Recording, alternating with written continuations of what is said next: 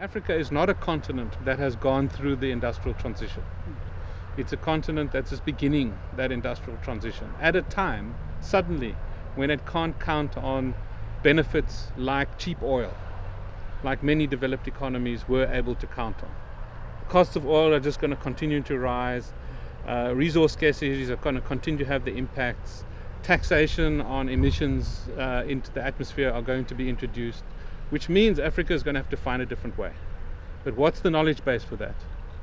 How do we do sewer systems differently, water systems differently, energy systems differently?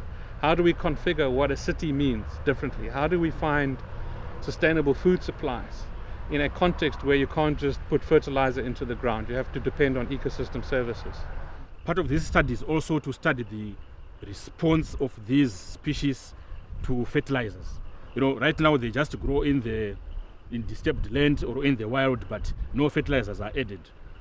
However, even then, the nutritional composition is still comparable to those vegetables that are grown using fertilizers. So the question is, if we apply fertilizers to these species, maybe we may actually be able to improve the nutritional composition better or more than they actually are presently. So I'm going to have preliminary studies on the effect of different types of fertilizers on the nutritional composition and also the yield of these species. The TsamaHub is really part of a range of similar kinds of initiatives. What's different about Tsama at Stellenbosch University is it's an unprecedented collaboration between several faculties, many different professors. And the idea behind transdisciplinarity and transdisciplinary research is to do research across disciplinary boundaries. Therefore, we have to bring together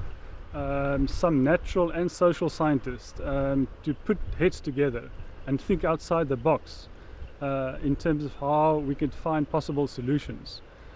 We've become so used to doing science in a particular way just by looking at problems from one particular perspective, a disciplinary perspective.